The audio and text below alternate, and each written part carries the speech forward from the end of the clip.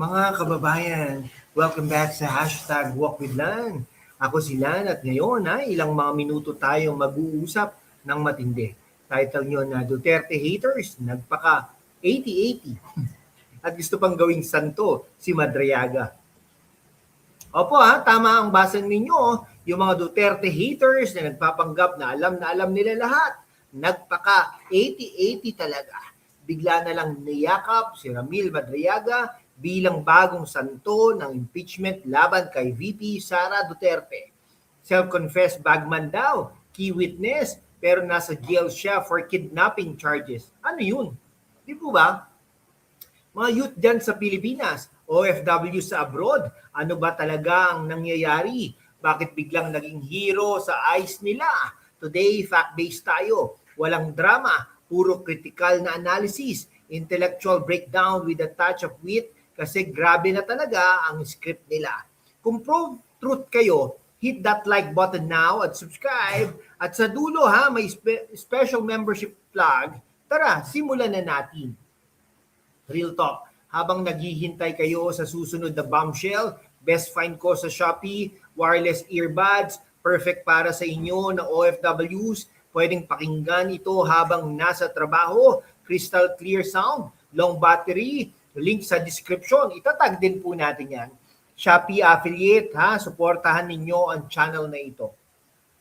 Una, sino ba talaga si Ramil Madriaga? According to reports from Inquirer, ABS-CBN, Rappler, no bias, puro facts. Siya ay former aide, self-confessed bagman ng Duterte family. Nag-testify siya sa House Justice Committee noong April 14, 2026.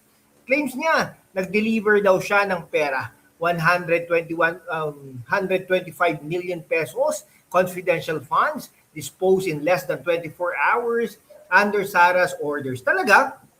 Akala ko ba 11 days? Pogo links term sharing deal with Marcos, pati assassination plots. Nako, grabe Pero wait, intellectual pause tayo Ay nako, siya'y detainee sa Camp Bagong Diwa for kidnapping syndicate leader daw. May kaso siya sa kidnapping with murder elements from 2021 to 2023. Duterte camp calls him polluted source. Logical ba? Isang tao na nasa jail, feeling betrayed kasi hindi daw tinulungan ni Sara sa kanyang kaso. Sabi niya mismo, bigla na lang naging star witness. Nagpaka 80-80 ang haters. Santo na siya. Truth teller pero fact check. May old video pa nga ni Sara na binabati siya ng happy birthday.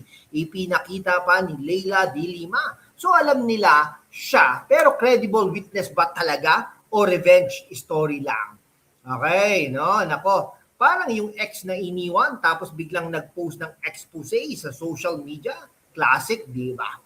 Contrast natin sa legacy ni PRRD at Sara. Build infrastructure, record-breaking roads, airports, bridges na hanggang ngayon benefit ng bayan.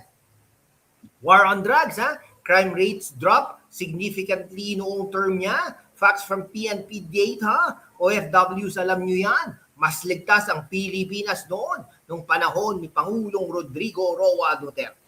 Ngayon, impeachment complaints laban kay Sara based largely sa affidavit ni Madriaga. Pero Duterte camp, unbelievable and illogical. Malacanang denies term sharing deal. Ombudsman reviewing claims. Bakit? Kasi walang hard evidence beyond testimony ng isang tao na may personal motive. Sa rule of law, credibility matters. Polluted source plus revenge felt betrayed daw. Red flag. Haters nagpaka 80-80 kasi desperado na. Walang ibang issue kaya gawing santo si Madriaga.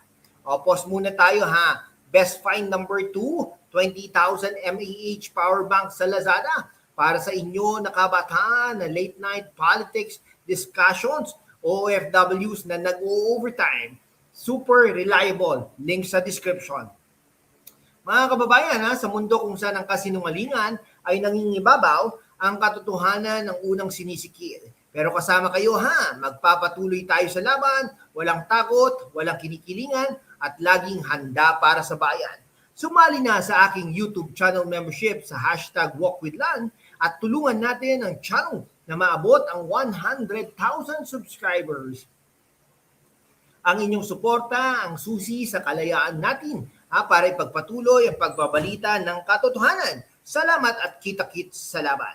Ngayon, bakit nagpaka 80-80 ang haters? Kasi after years of trying to bring down the Dutertes, Trillanes, De Lima, lahat ng oposisyon, ito na lang ang hawak nila. Isang detainee na nag-claim na bagman. Okay, parang yung group chat na puro chismis, tapos biglang santo na agad si chismoso. Media coverage, selective. Duterte side, denial, binababaan. Pero Madriaga, tears during testimony. Umiyak pa ha? Front page, para sa mga kabataan, huwag kayong madala sa viral clips. Research muna. Cross-check affidavits, court records, OFWs, ang pera nyo na ipinadala sa ginagamit para sa bayan. Hindi sa drama, Duterte era, mas maraming oportunidad. Okay. Best find tayo ha. Number 3, multivitamin sa Shopee, health is wealth, lalo na kapag politically active. Number 4 ha, fast charging cable sa Lazada, stay powered up. Number 5, portable power stand sa Shopee, hands-free viewing ng ganitong videos. Number 6, Bluetooth earphones sa Lazada, premium sound para sa in-depth analysis, lahat affiliate, suporta sa ating channel. Intellectual breakdown tayo ha. Madriaga claims formally funded campaign money to ex-ombudsman pero walang corroboration. Sara's office denies, logical fallacy. Appeal to authority lang ha, pero source questionable. Haters gusto gawing santo. Bakit hindi examine ang kanyang kidnapping case muna? Rule of Evidence 101, Duterte legacy. Ha? Peace and order, economic growth, facts over feelings. Ano sa tingin ninyo mga kababayan? Reply sa comment section. Okay ha, i-wrap up na po natin itong mga to ha. Duterte haters nagpaka 80-80 pero ang katotohanan lumalabas na. Ramil Madriaga hindi yan santo kundi questionable witness. Suportahan ang katotohanan, hindi ang script. Mga kaibigan, like, share, and subscribe. Hit notification bell, membership link sa description. Salamat sa ilang mga minuto na pagsama nyo sa akin. Kita-kit sa susunod na laban for the Philippines. Duterte strong. Okay po, mabuhay po ang Pilipinas.